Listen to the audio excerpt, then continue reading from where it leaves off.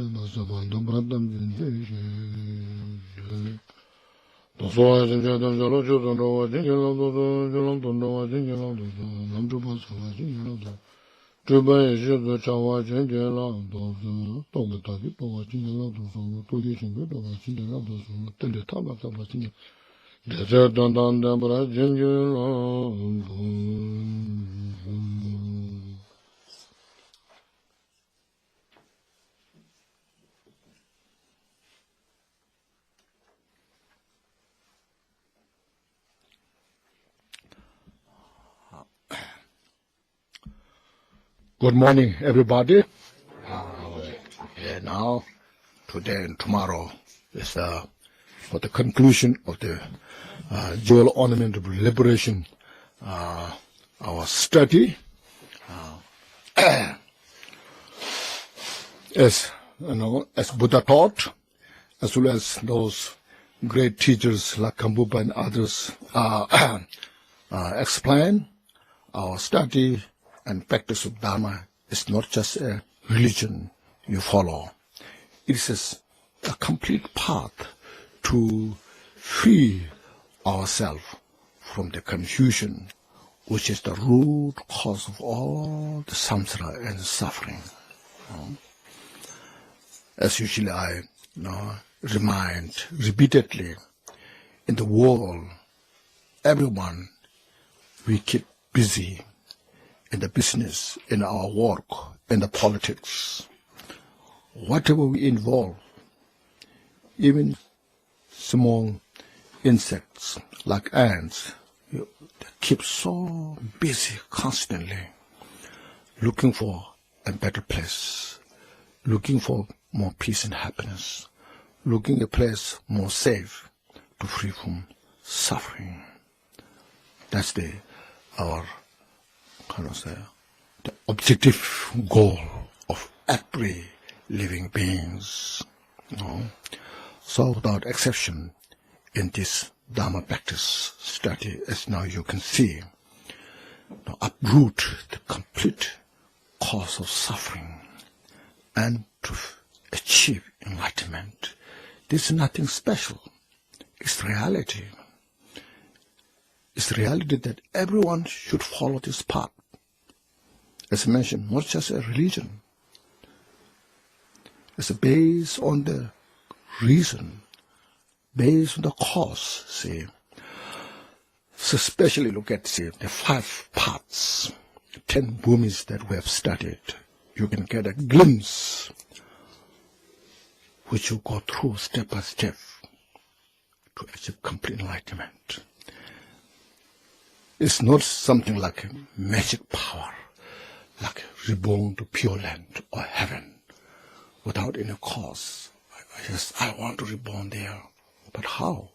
You don't know. Now here it shows the path, step by step, the 5 paths, how it starts and how it progresses into the 5 paths. Look at the 10 bhumis from the first ground bhumi, step by step, until the end of the perfection. So that gives us a clear picture. To purify all the cause of suffering that we have been familiarized for countless lifetimes. Got so used to it. Difficult to get out of that because you're so entangled within that anchor of the cause of suffering.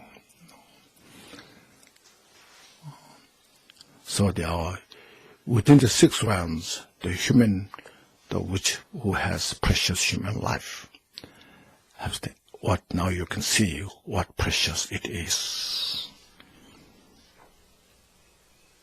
How much possibility is there, and how much capacity is there. If we really tune in that and see that, then we dare not waste it. Any moment, usually when you work, So your time is your money. No, when you says you spend time means you also spend your money there. So now here the time, you see how precious the time is. No, as mentioned, it's not just being a spiritual. This is being a practical. A practical how way to free from suffering. How to bring peace and happiness. That's our point is here. So today it comes to now, as I mentioned, there's 21 chapter. So today is the Buddhahood, chapter 20. You know? So the primary, there are 6 chapters, you see. You know? The Buddha nature, precious human life, and the spiritual master, and also Gyutang, Dentang, Gyentang, and its method for Buddhahood 5 and its result. So the 6 are the primary kind of topic layout right at the beginning. So up until now, we've finished all the methods, what the spiritual teachers you get from through that which we study, practice. After studying, after practicing all this, what kind of result is there now come about? No? So the Buddhahood, today, we finished the 10 Bhumi. Okay. What is after the 10 Bhumi? Buddhahood, isn't it? Okay. And then today is Saturday, so tomorrow is activities of the Buddha.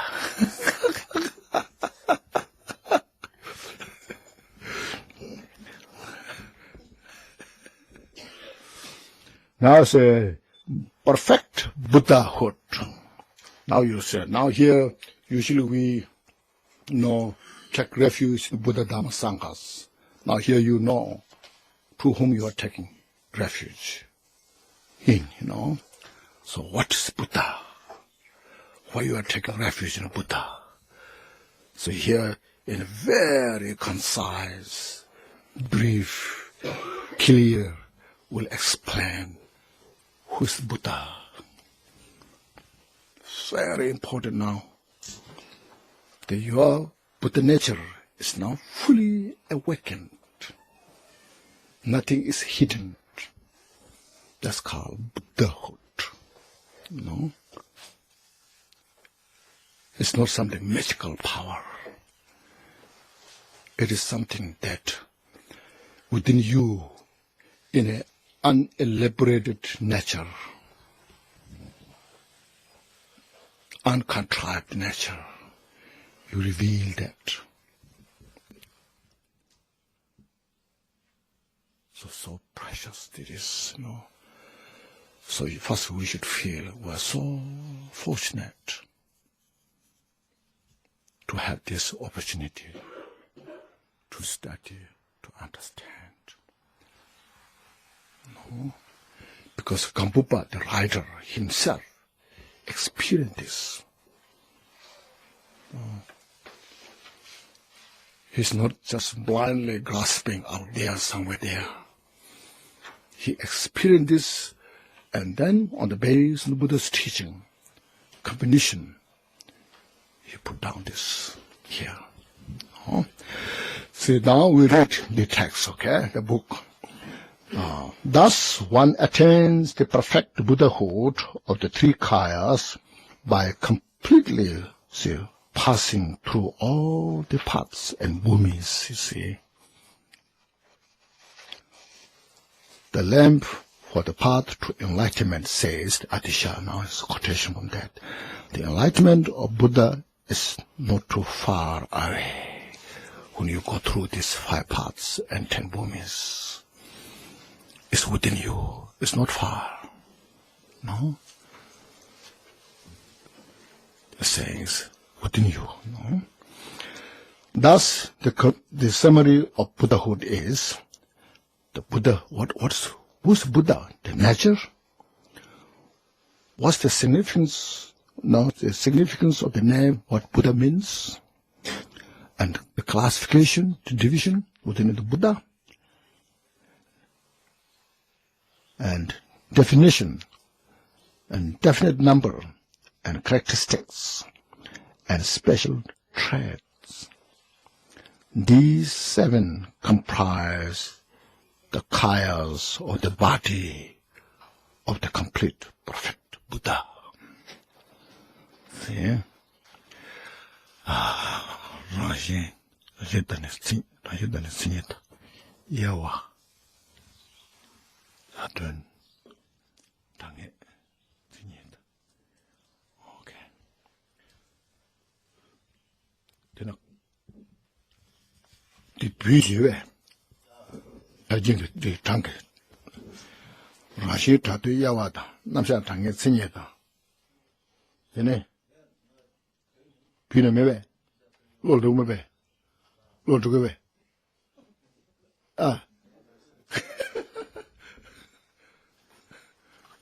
Okay. Now, first nature. What is Buddha? The nature of a complete, perfect Buddha is there's 2: perfect purification and perfect premortal wisdom, means perfection of the result. So as we went through, say, purifying all the adventitious defilement of creations, at the same time enhancing the excellent qualities step by step. So these 2 works simultaneously, So first, what is purification means? Perfect purification are 2 obscurations of afflicting emotions, which is a gross obscurations, which prevents to achieve the liberation, and obscurations to knowledge is a subtle obscuration to achieve complete enlightenment. In other words, to achieve the omniscience. So, obscuration to knowledge, whereas suppressed on the bhumis and the parts, suppressed means their strength become smaller. So now you see all those afflicting emotions, how strong they are. They drag you all what they want. So when you say, if you have a strong tendency to see movies, let's go to see movie. A lot of things to do, you put aside. Say, okay, I will go with you. And then say, like using smoke, for example. Now you should smoke.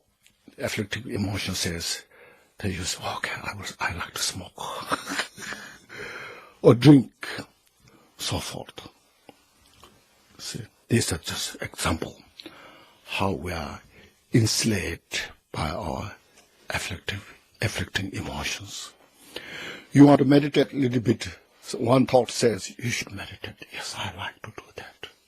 But then this another says, no, you have to do this. Okay. Then your meditation, mental thought has more power. The other is more powerful.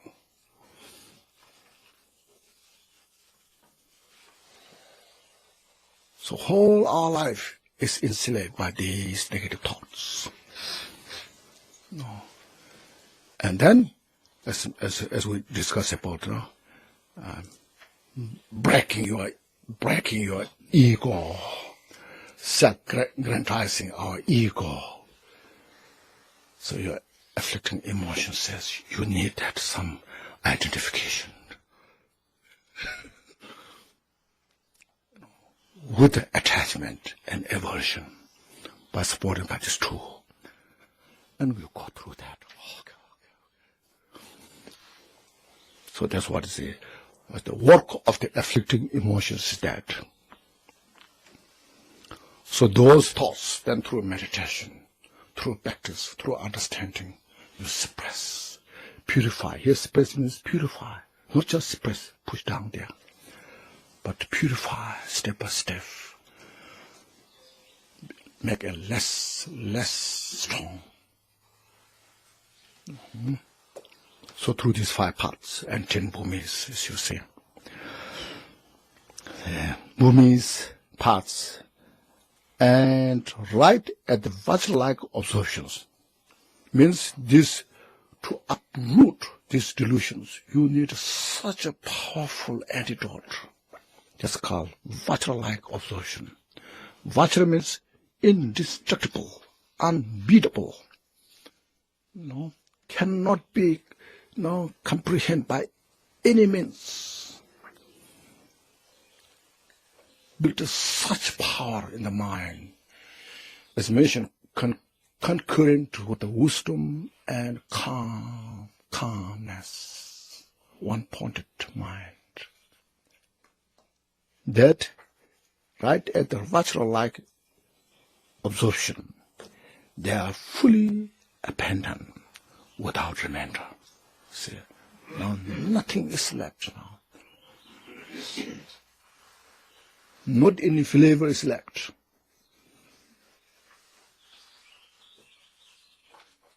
Like your part is completely washed and purified. No any stain is left. That's called without remainder. That's called purification. Nothing but primordial awareness. So that's purification, see.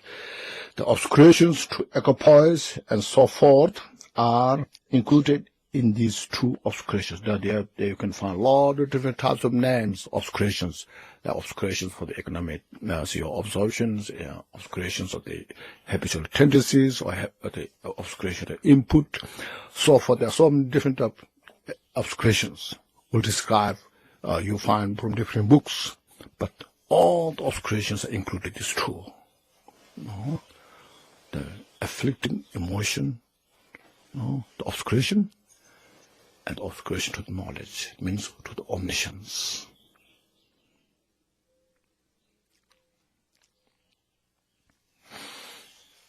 Therefore, by purifying these 2, all obscurations are abandoned. So all are purified. I'm sure you hear, like in the Mahamudra, Sochin, there's nothing to purify. There's nothing to accept, nothing to reject. You play yourself. It's just all play of the manifestation. If you realize that directly, perfect, but until then, there's something to purify still. There's something to progress, you see.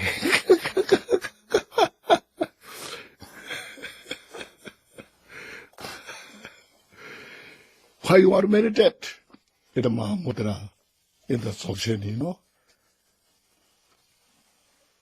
If there's nothing to reject, if there's nothing to achieve, why you want to meditate?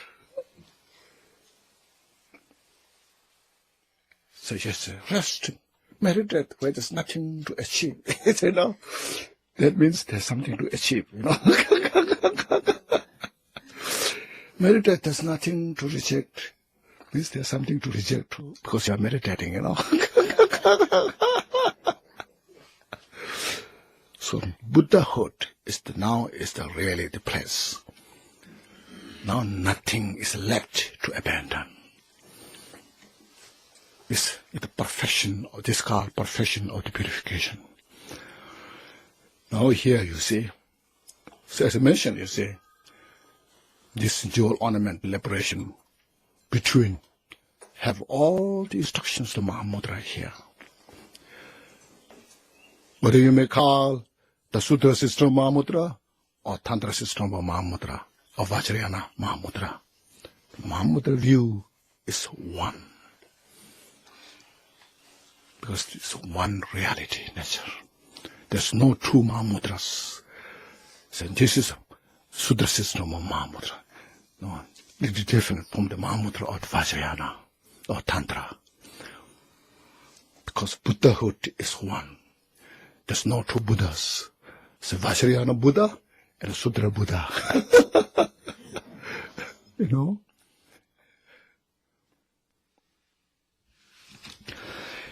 Okay, so this is a brief explanation about the purification. Now, Buddha, how is Buddha is purified, all this abandoned. Now, second, the perfect premortal wisdom. So there are two different opinions about the Buddha's premortal wisdoms. What's that? Something is missing, I think.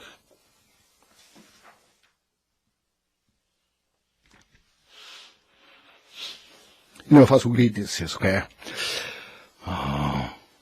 There's a thing looks like beautiful, you see that? The depth door. The depth door. I don't know if there's something missing. Anyway, first read this, some believe that Buddha possesses the discursive thoughts as well as premortal wisdom. I think there's something looks like missing, but anyway, it is here. Premortal wisdom. Some say that Buddha does not possess discursive thought. But did I read this complete? Two observations. What I understood here is now through this meditative Vajra-like observation, that's that all obscurations are completely purified. And after purifying all this adventitious defilement obscurations, and then two wisdoms are fully awakened. Okay? The wisdom of knowing as it is, and wisdom of knowing everything, which is called omniscient wisdom. Okay? Anyhow, now we read that. Okay, you got this now. So that's why, in that way, you understand what is point here. So, it does not possess the discursive thought, but some believe Buddha does possess a premortal wisdom, which is very clear, aware of everything. Others say that the continuity of the premortal wisdom has ceased to exist when you achieve Buddhahood. Some say that the Buddha never had premortal wisdom. So different scholars, they bring their own, according to their own understanding. They explain this way. No? So some say Buddha does exist. Buddha has the premortal wisdom, knowing as it is, but does not exist, knowing, which is called knowing everything. Some say Buddha doesn't have premortal wisdom. So like this. So these are some, you should get this first good understanding, or the assertion of the different scholar belief. So this will give you real different scholar what they believe. Okay. Now, as you see here, Gampopa is explaining possession of premortal wisdom. So those who believe Buddha has the premortal wisdom, so according to their tenets.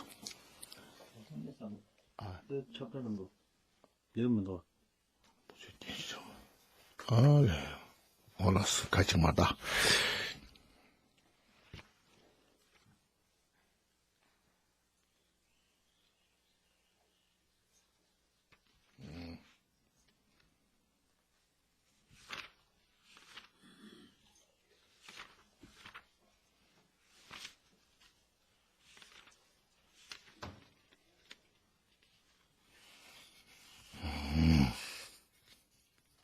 무슨 연하시니?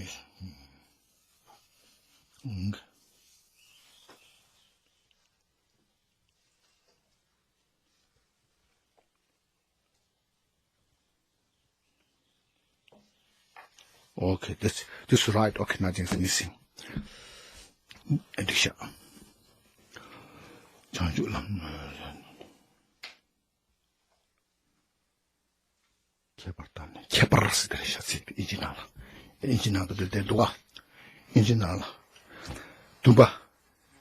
The special trades the chaparashadi. Chapartang dunji usan ejukunam dusatirta. Okay, this is right, nothing is missing here, okay? Now, anyway, according to the position of primordial wisdom, according to that scholar, both Sutra and Shastra, Sutra means Buddha's teaching, Shastra means commentaries by the great teachers like Maitreya, Asanga, Nagarjuna, those. Both the Sutras and Shastra explain that Buddha does possess primordial wisdom. The condensed perfection of wisdom is a sutra, no? Wisdom Sutra says, therefore, one who wishes to achieve the supreme transcendent wisdom of the Buddha should have confidence in the mother of Buddha. You know, mother of the Buddha? The Prajnaparamita. The all-pervasive emptiness of the wisdom.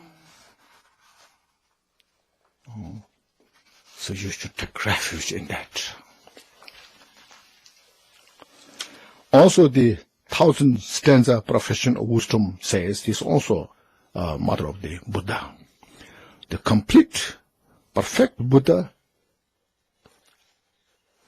perfectly achieve primordial wisdom without any obscurations to any phenomenon. Means both samsara and nirvana, all the phenomena, without exception, Buddha realize the one taste of all that nature of the emptiness. Okay. The 21st chapter of the same sutra says, there is primordial wisdom of this unsurpassed Buddha. There is turning the wheel of Dharma. There is fully maturing the sentient beings in the relative state. Buddha achieved the ultimate primordial wisdom. From within that, Buddha taught all the Dharma teachings. Then, through that Dharma teachings, sentient beings study, practice, and mature their mind on the path towards the enlightenment. There are no other sutras that explains about the primordial wisdom. According to, so that's from the sutra, from Buddha's words, teaching. Now, according to the commentaries, according to the Shastras, the Ornament of Minor Sutra, which is by Maitreya, says, as when the rays of the sun rise, all rays of light occur. Likewise, one should understand the arising of the primordial wisdom of all the Buddha and so forth.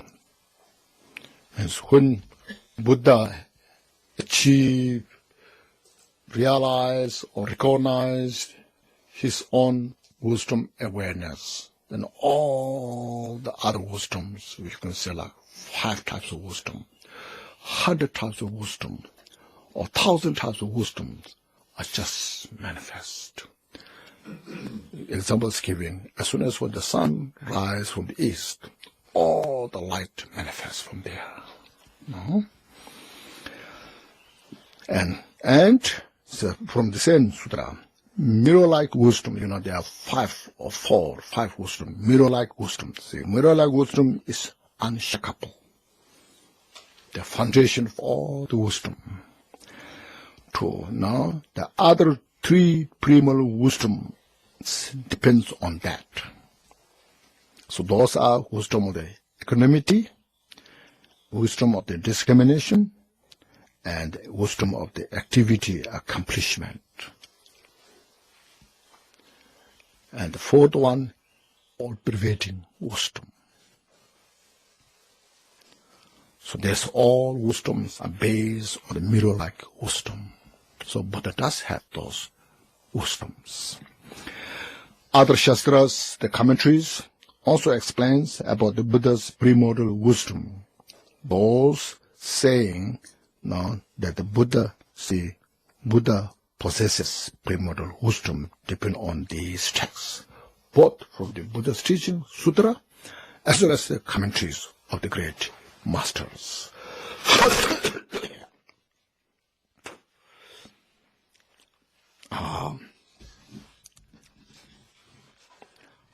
Then, how primordial wisdom is possessed? I'll ask.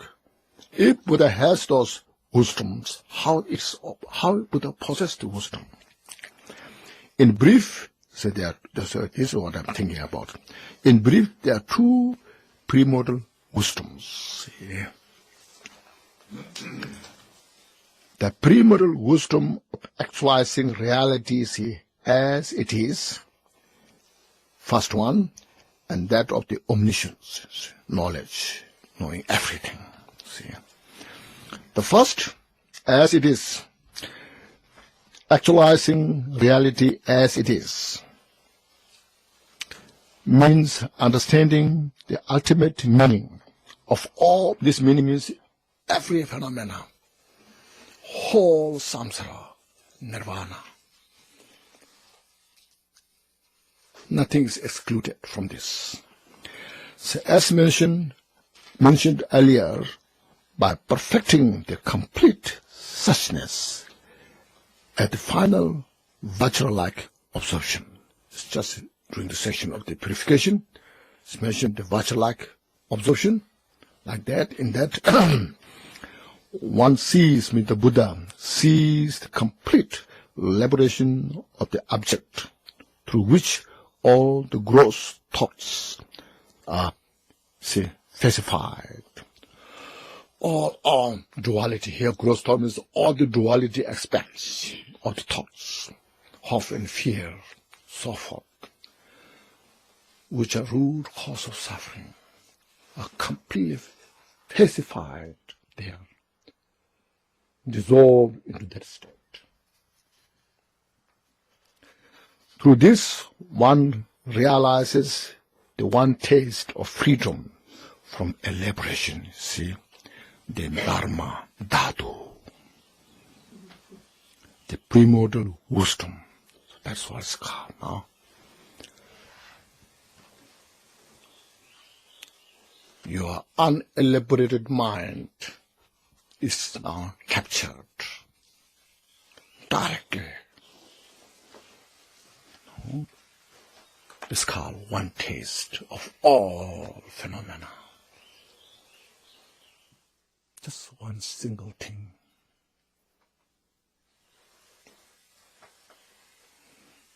Nothing exists beyond that.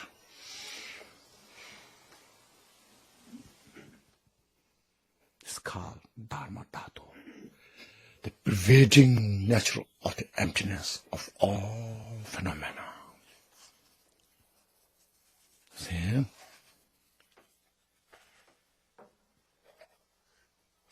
For example, say, this is like mixing two waters into one, or melting two butters into one. No, so just example. Here's a two, but just look at there are hundreds of parts here. You say each part contains the water. You know, so you designate, oh, there's 100 parts, all has the water. You know. Then we have a duality, or this part, this part, this part, this part, all this we have duality, a lot of elaborations there. But if you mix all those water into one part, there's no distinction. Then there's nothing to elaborate.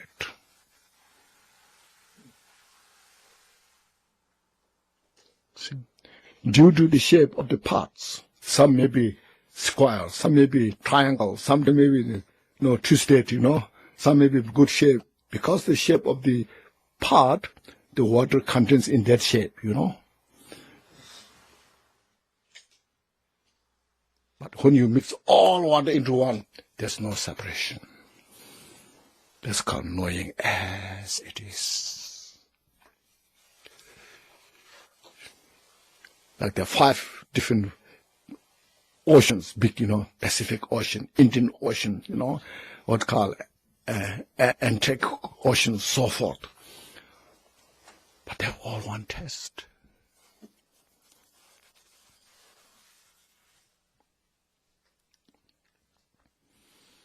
It is like saying, I saw space when there are no form to be seen. From here you go outside. Oh, I saw the space so fresh, clear, clean. So what's your really like space? And you just describe a little about surrounding the space, but you don't know how to explain the space itself. So like that. See, that is same nature. Any space you go. The great awareness, wisdom, without appearance, is the basis of all precious qualities. So that wisdom, knowing,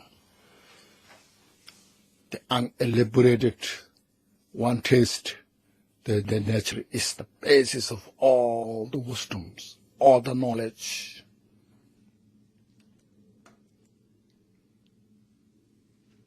Nothing but everything.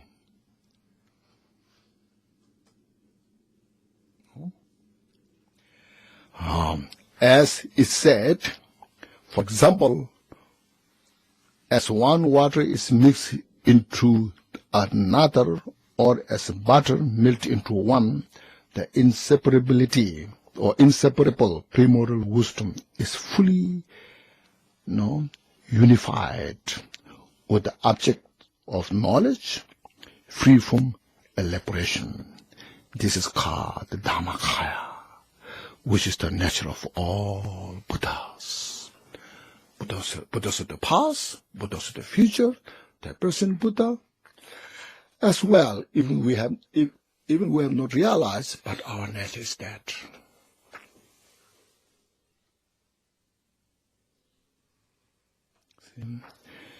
And, for example, people express in words that they see space, says again, but investigate by asking how you could see the space, it. Likewise, Buddha explained how dharmas are to be seen. There is no other example to express this, seeing the nature, except just gives a glimpse of it, looking at the space. So when you say, I saw the space, as we have discussions other time, ask what kind of space you have seen. There's no word to explain. So I saw the space, they said, it's inexpressible. So there's no other examples to explain that. That's called inexpressible, inconceivable. It's called unelaborated. All the word we're talking is elaboration.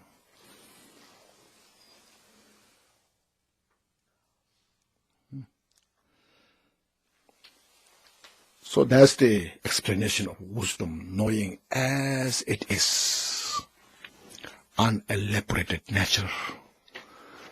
We have got just a glimpse of understanding of this. That's what Buddhahood is. Okay. Now, the second, the primordial wisdom of omniscience means knowing the meaning of all the conventional states. Supported by the Vajra-like observation. Again, at that time, the meditation and the post-meditation, there's no separation. There's no give.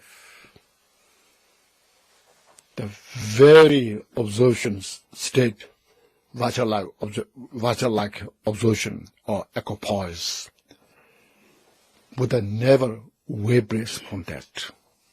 For us, now I sit meditation, watching breath. For example, we watch 5 minutes, 10 minutes. Then we will get out of that and lose everything. Buddha, now, because of those three limitless kalpa, going through these practices, all these dualities are dissolved into emptiness. And there's no give. There's no wavering. That's what is here now. Vajra-like observation, one achieves, the Buddha achieves the great wisdom awareness by annihilating all the seeds of obscurations in every leftover. Obscurations are now completely purified. By that power, all the knowledge of the three times, the past, present, future, can be seen very clearly, like seeing a fresh crystal fruit in your palm. It's a crystal fruit, means no, there's nothing outside, inside difference. You can see through without any obstruction. Like looking everything in your palm.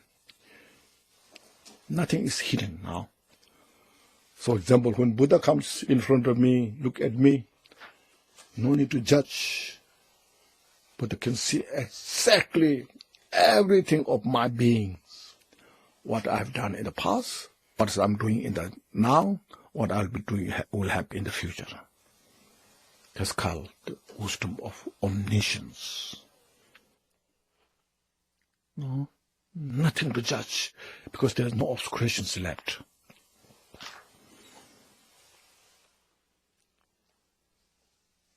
See, some fruit in your palm, no, at the crystal fruit you put in your palm, you can see directly through.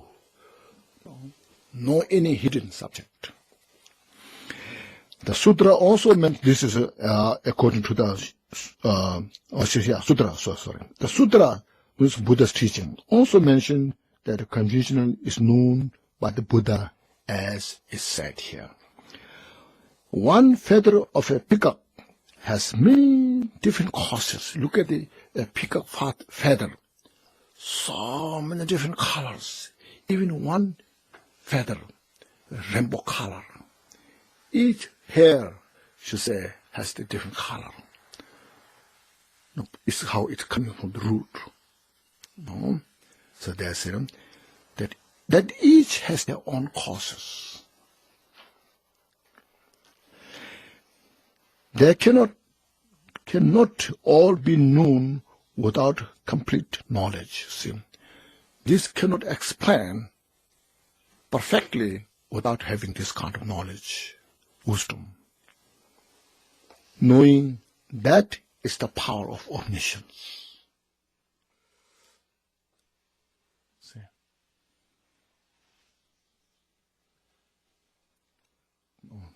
This is just an example, just to know. Now the peacock feather has how many different colors there, shapes there. Each and every has its own causes and conditions. Like a tree, if you look at how many leaves are there, each leaf has its own causes and conditions. Because nothing manifests without cause and conditions. So Buddha has that kind of wisdom now knowing.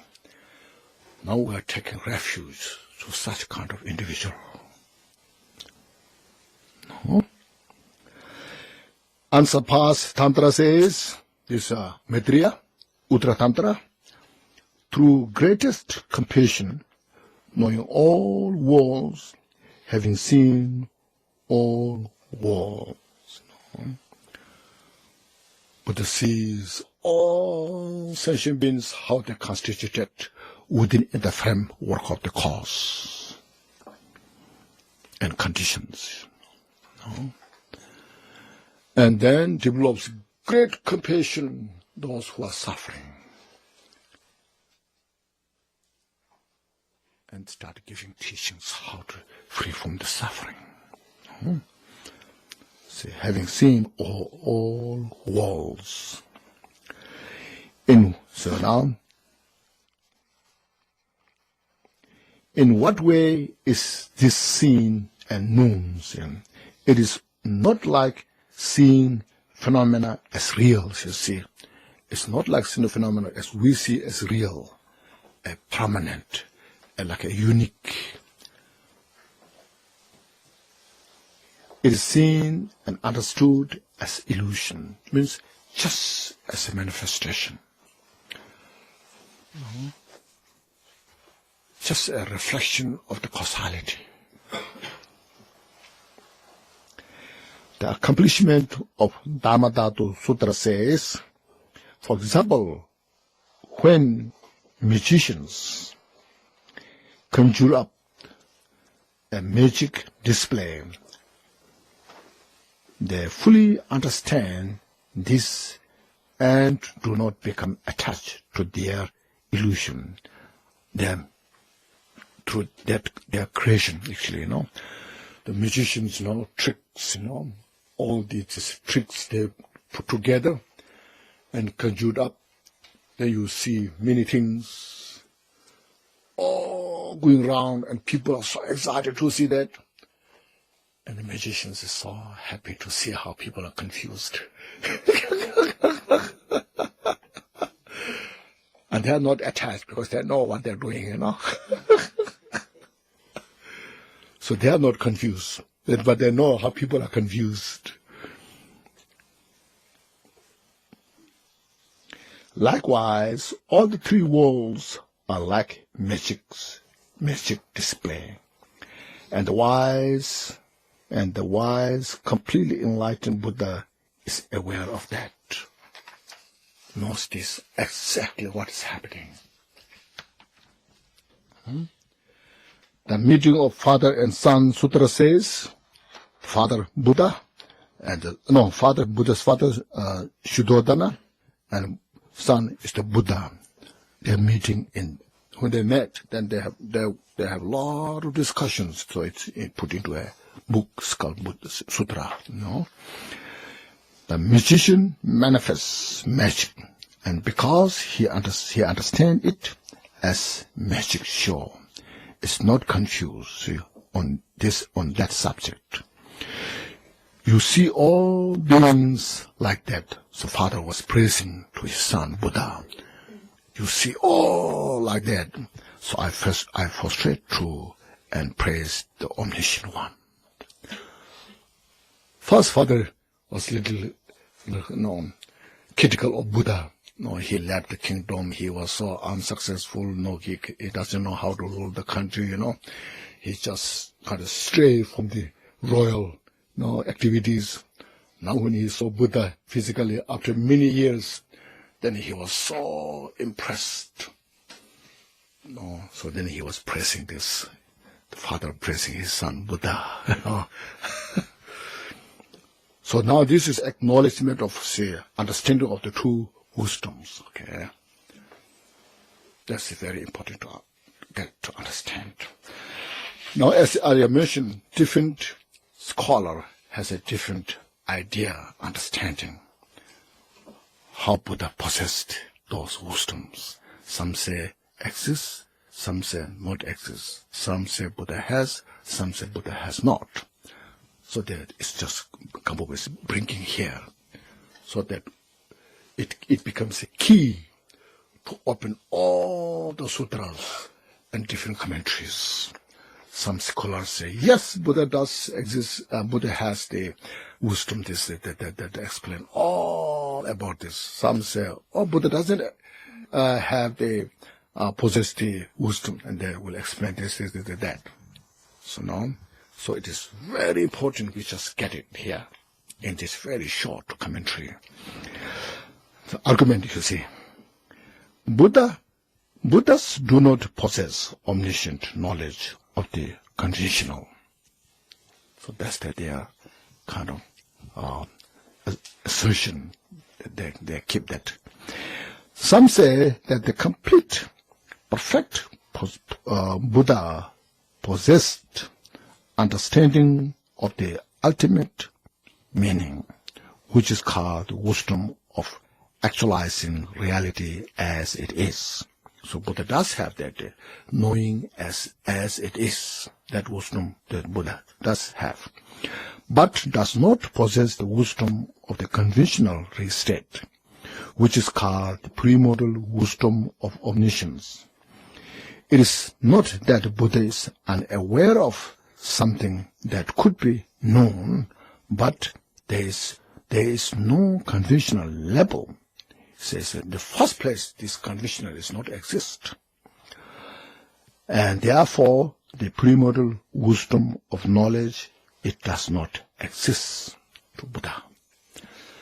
Now, in Sanskrit, it's called sambridya. It says the conventional knowledge is called sambridya, means obscured by the ignorance. Within in the obscuration of the ignorance, then we see all this conventional state. Since Buddha dispelled that ignorance, so there's nothing to see. So the scholars are now expressing from that point of view. See? So Buddha, you say, it's not, when we say Buddha doesn't have the conventional wisdom, that means in the first place, the conventional objects are not exist as we ordinary people perceive. So because of that, there's nothing to perceive the object. So how they can have wisdom for that? So they argue that. Furthermore, they argue that the conventional appears subjectively to the ordinary, or we perceive things in ordinary, ordinary, childish one means unenlightened one, who are caused by the ignorance. See, ignorance of the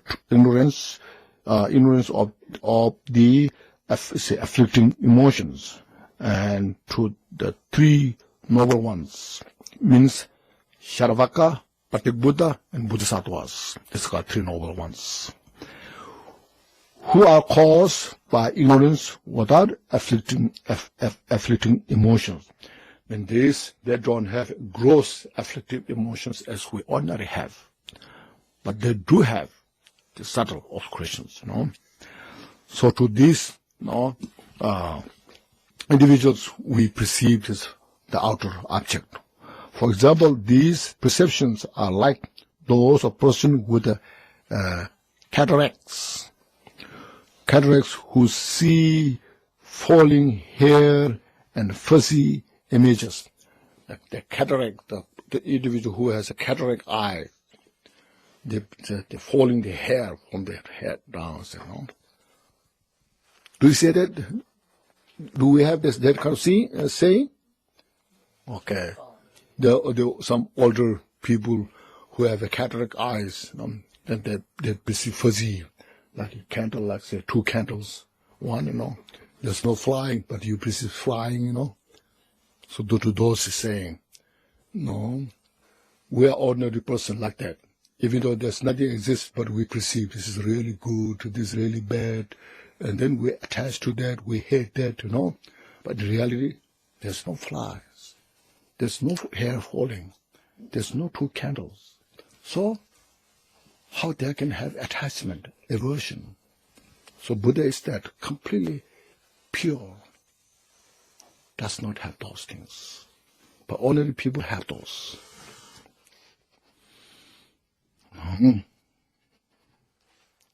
The Buddha fully purified ignorance during his virtual-like observations and realized the meaning of suchness as it is, a state in which there are no phenomena to be seen. There's no candle. There's no 2 candles to see. So Buddha saw that. Therefore, the Buddha does not possess the confused conventional state, as, for example, someone with cured cataracts has no vision of falling hair or fuzzy images. So they have a reason to say this, Thus, the conventional state appears through the through the power of ignorance. All this our conditional state is seen by ignorance and exists relative to the world, relative to the worldly nature. Depending on Buddhahood, the conventional state does not exist. So there can be no premortal wisdom to know it. So that if the Buddha had cognition of appearances, then he would be seeing the object of delusions and would himself be confused.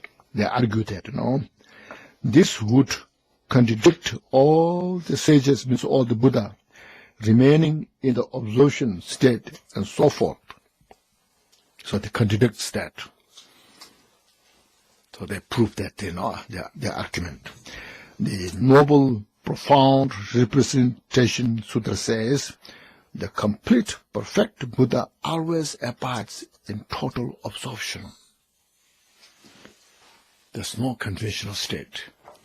So those some argue according to this sutra and through that proof. Now next, refutation. Refute that. Buddhas do possess omniscient knowledge of the conventional. See, those who believe that earlier argument that Buddha does possess wisdom of the conventional state, say that the mind will not become scattered and so forth just by being in a post-meditative state. Buddha does possess the omniscient wisdom, knowing everything. When Buddha knows all those things, that doesn't mean Buddha's mind is scattered. Well, in the meditative state, can perceive all things, they say, So there is no contradiction. So there is no contradiction with the quotation about always abiding in the absorption and so forth. So that quotation, the complete, perfect Buddha always abide in total absorption. So that doesn't contradict, when Buddha sees things. It is not right to assume that one will be confused, just by knowing the object of confusion. So you cannot presume.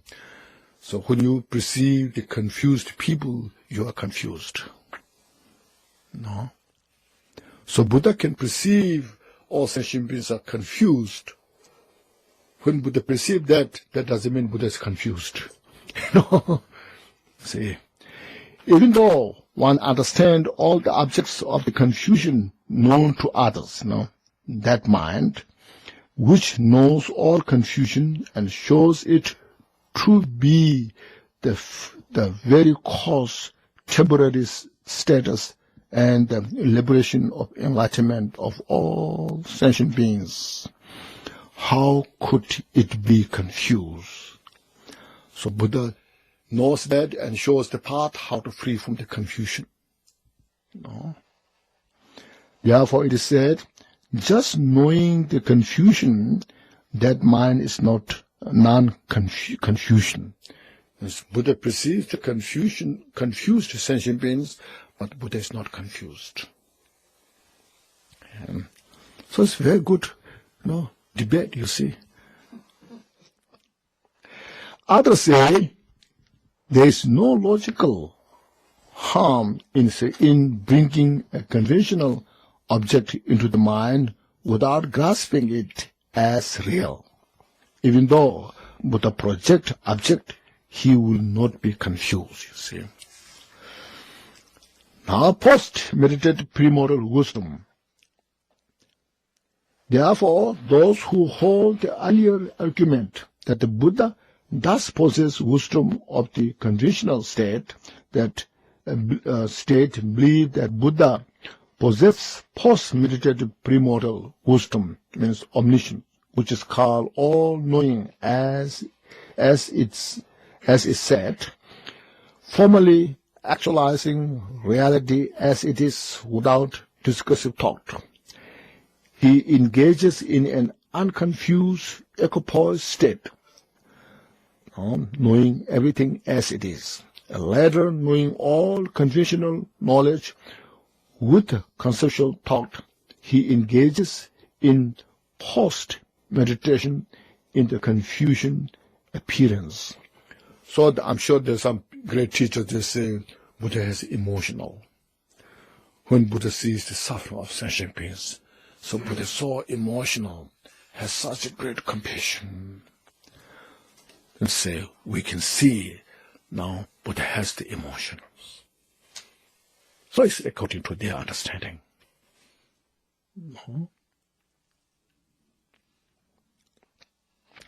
The latter opinion that the Buddha does not possess post-meditative premortal wisdom is expressed in the vast noble door of accomplishment sutras.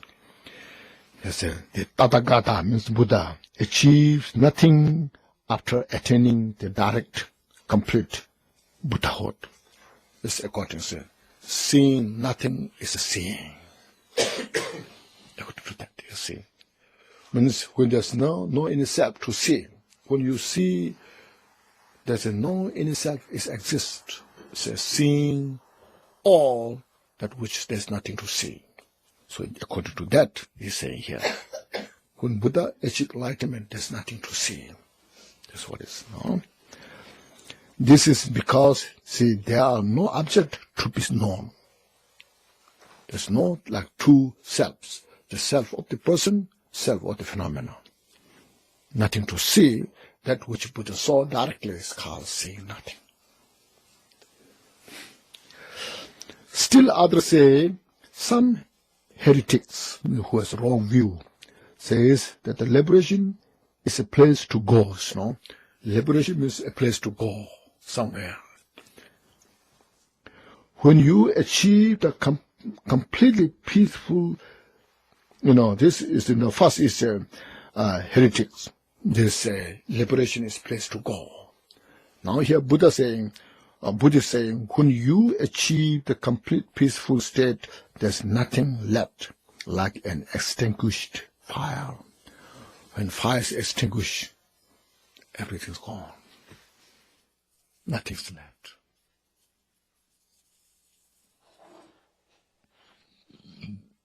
Thus all the different opinions have been explained, see. So up to this, now different scholars have their different contexts or different subject. So Buddha says, some say Buddha does not have premortal wisdom as it is, knowing as it is. Some say Buddha does have the wisdom of knowing as it is, but does not have Buddha knowing everything. So this explained different now. Now since Gampopa, he studied thoroughly in the Kadamba tradition, from Kadamba lineage, So he is saying Kadamba position here. That's a great scholar, that's what he studied. The meaning he studied with many Kadamba Geshes, teachers. But there's one special, all the, Atishas, Lamrim, those study his, from that Geshes. Geshe believes that the nature of the body of the actual perfect complete Buddha is Dharmakaya. That's true, We all agree with that. Now, the Dharmakaya is the exhaustion of all mistakes, or just a return to the inherent nature. That also we all agree, see, That's Dharmakaya, that's Buddhahood. But these are just labels. All other things are just labels. In reality, Dharmakaya is unborn, free from elaboration. So Geshe said this. Now quotation is, the Ornament of Mahayana Sutra says, liberation is just, this liberation means enlightenment, Buddhahood. No Buddhahood.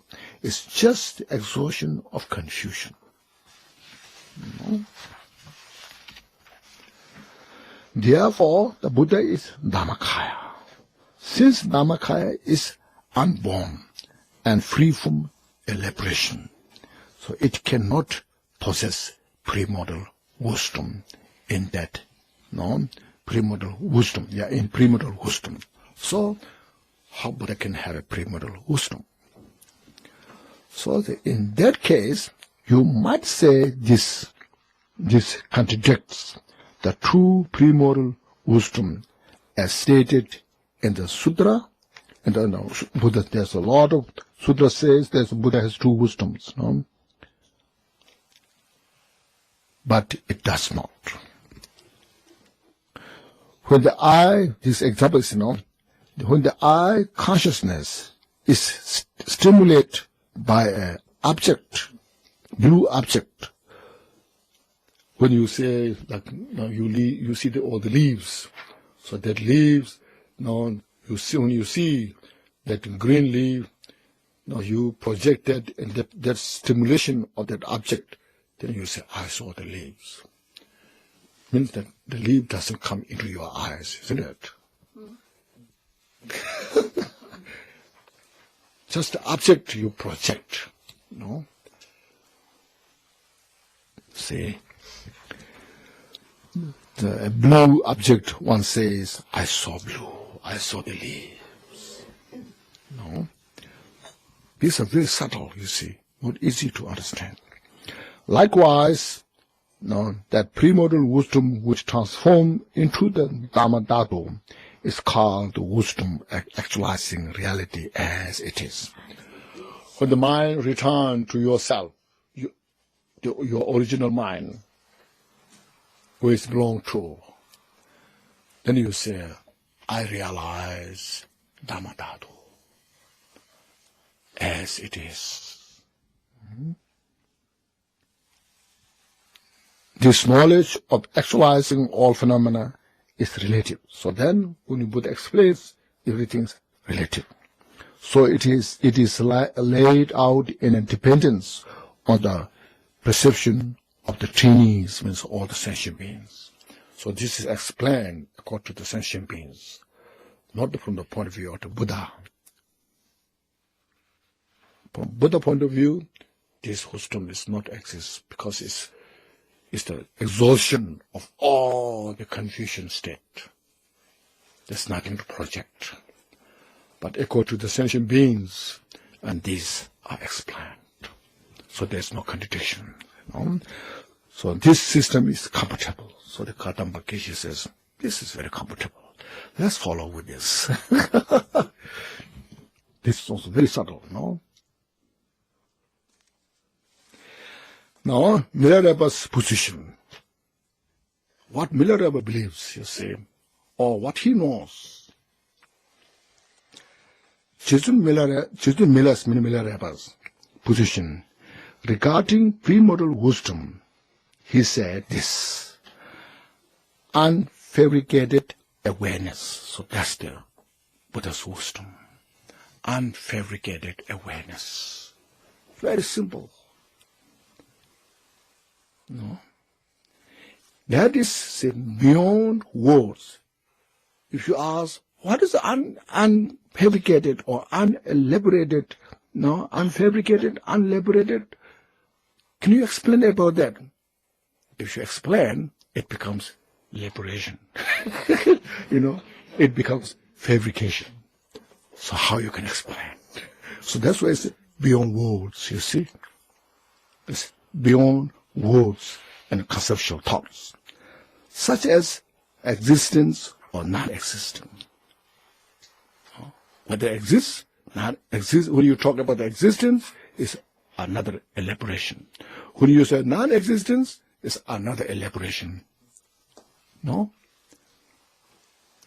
Eternalism or nihilism. So when you say Buddha doesn't have premortal wisdom, it's non-existence, like nihilism.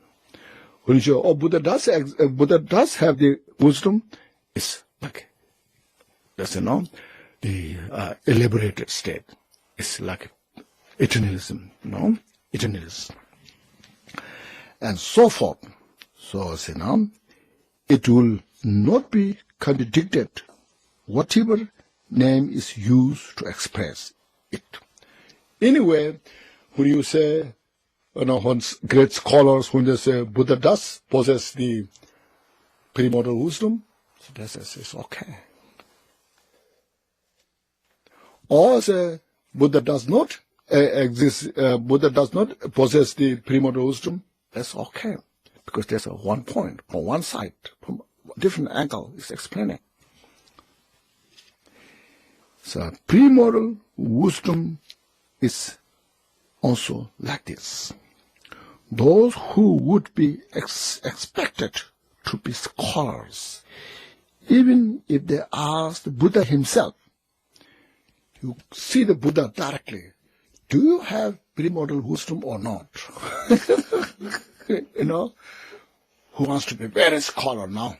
Say, yeah, I proved Buddha said this. So Milarepa says, I don't think Buddha, he would say one way or another.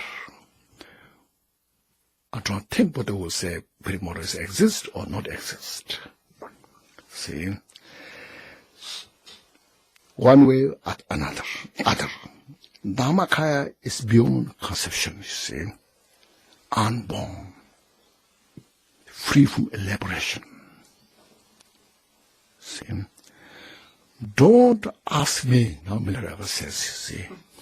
Just look at your mind, means practice Dharma, okay?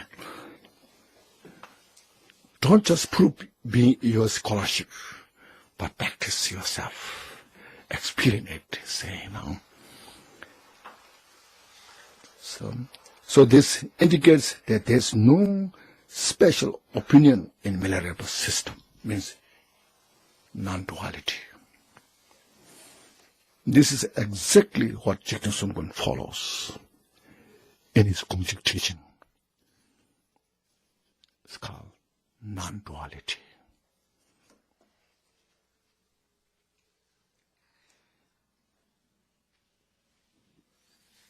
See how precious this was, you see now. So this is Buddhahood now, you see. Beyond the duality.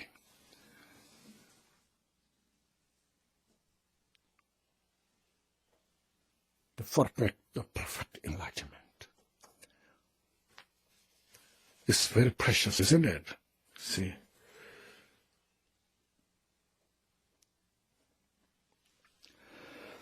So now these all are all different great teachers, how their assertion or how they put the positions according to their understanding. So now Milarepa, you see, he's fully achieved enlightenment, complete enlightenment. So from that point of view, he's now explaining to Gampopa.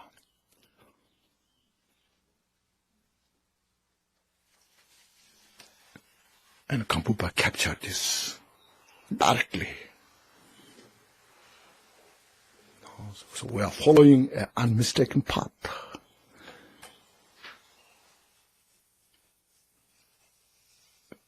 That's why I say, rejoice. No?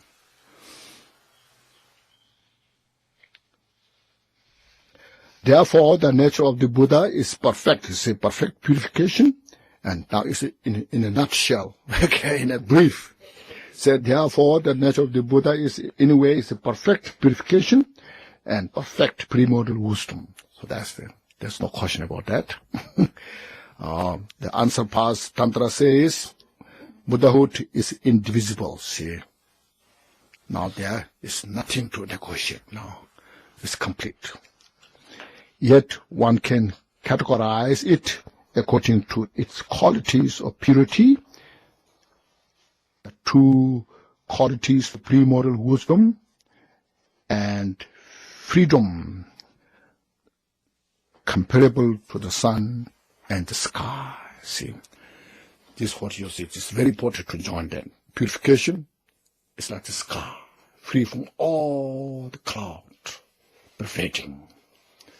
That's the purification. And wisdom is like the sun.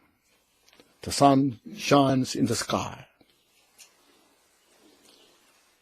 So wisdom knowing as it is, like the sun, the sky, and wisdom of knowing everything, the omniscient wisdom, is that the sky, the sun.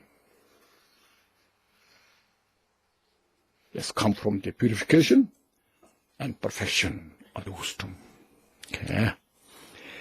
And the Ornament of Mind Sutra says, the seed of the obscurations of afflicting emotions and obscurations of knowledge.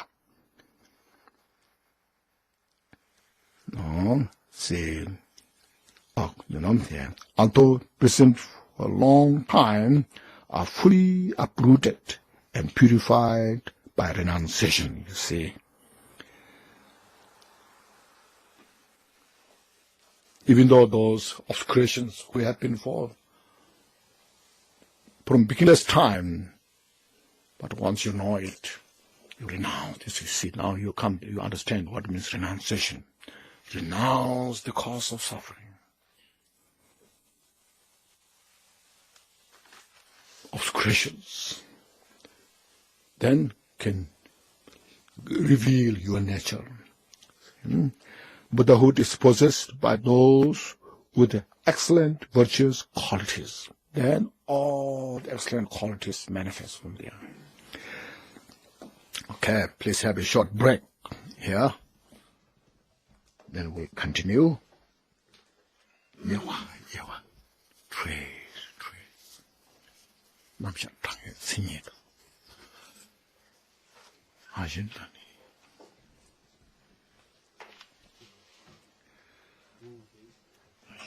얘만 더 좋다. 생 개불. Trace.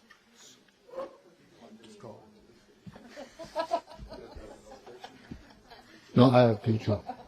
No picture.